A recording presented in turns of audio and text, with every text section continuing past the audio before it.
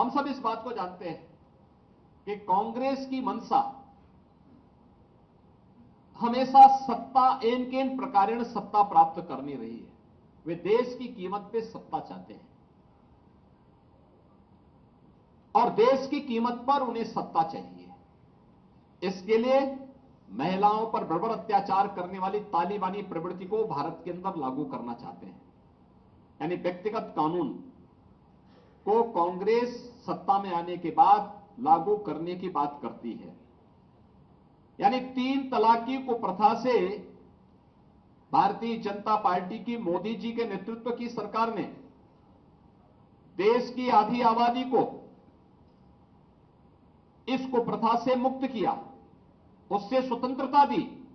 कांग्रेस उसका समर्थन करती है।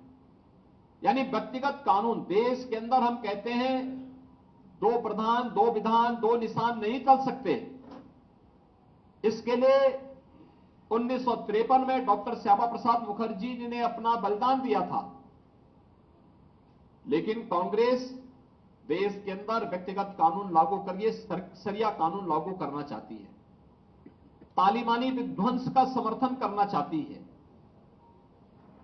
और ये जो कांग्रेस की मंशा है या इंडी गठबंधन की मंशा है, या आधी आबादी का अपमान तो करती ही है, एक खतरनाक इरादे की ओर भी देश का ध्यान आकर्षित करती है। ये जो 2-3 कुछ ये जो महत्वपूर्ण जो देश के सुरक्षा से जुड़े हुए, देश की संप्रभुता से जुड़े हुए, आधी आबादी की गरिमा से जुड़े हुए महत्वपूर्ण मुद्दे हैं, उनमें कांग्रेस की मंशा स्पष्ट उजागर होती है कि उनका इरादा देश के प्रति अच्छा नहीं है। वे एन केन प्रकारेण अपने उस पुराने डीएनए के अनुसार फिर से कार्य करने का प्रयास कर रहे हैं, जिसके कारण 1947 में देश का विभाजन हुआ था, जिसके कारण देश लगातार आतंकवाद, उग्रवाद और अलगाववाद की चपेट में आया था, जिनके उस डीएनए के कारण देश के अंदर सभी संस्थाएं भ्रष्टाचार के आकंठ में डूबी थी। एक अविश्वास का माहौल देश के अंदर खड़ा हो गया था।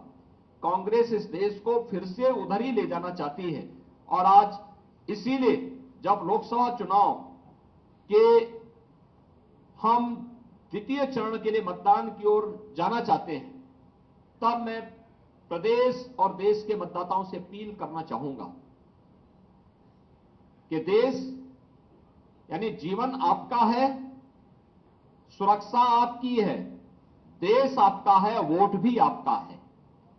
आपका एक वोट आतंकवाद की तरफ भी, आतंकवाद के पुराने दौर को वापस ला सकता है अगर गलत दिशा में गया, और आपका एक वोट भारतीय जनता पार्टी के पक्ष में जाने का मतलब आतंकवाद को सीमा पार ही निपटाने की जो भारतीय जनता पार्टी और हमारी मंशा है और जिस पर हम लोगों ने पूरी ईमानदारी के साथ काम किया है, भारतीय जनता पार्टी उस अभियान के साथ आगे बढ़ रही है।